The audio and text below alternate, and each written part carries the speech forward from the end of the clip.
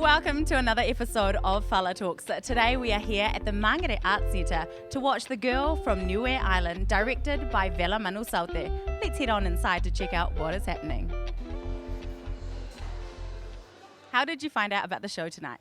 Well, we went to NIUE 18 months ago and we met Sina, who's one of the co-writers, and she got hold of us a couple of weeks ago and said she was over here, putting on the show. Have you ever been to a Pacific theatre show before? No, this is my first time, yes, and I'm so looking forward. I haven't. I was just commenting to our colleague that this is the first that I'm attending, and I'm so excited.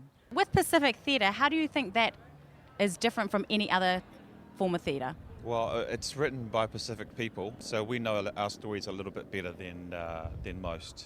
I think, it's different in many ways. I think Pacific humour is always good.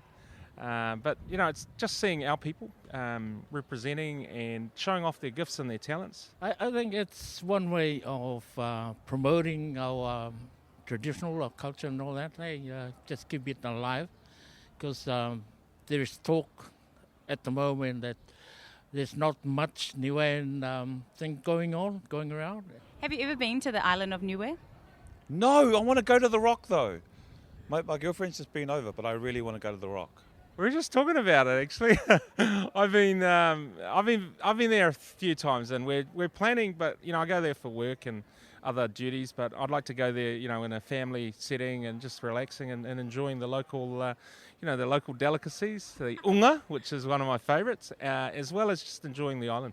Speaking of enjoying the island, we piled into the theatre for a very special island experience. The Girl from NIUE Island was a show of colour, culture, heart and soul. But we wanted to ask the crowd, what did you think of the show? It was cool. It was very good.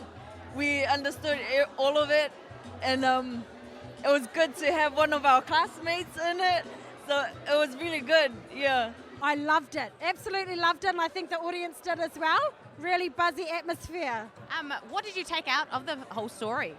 I think what I took out of it is that, Niuean stories are alive and kicking, and then they're out there. So I just want to encourage more stories to come forward. Love the language, love the songs. So I think Fala and the team did a great job.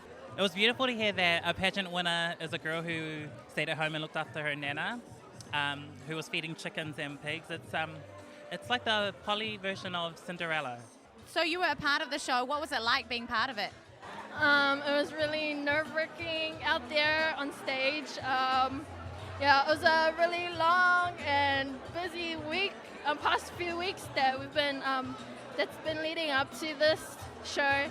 But yeah, it was a really good night tonight. You guys were amazing on stage. How was it performing on stage? Thank you, Summer. You're pretty amazing yourself. It was a really good experience. It was good to have the Niuean community here tonight, and we're just really happy that they all came to support. What do you hope people take away from your show tonight?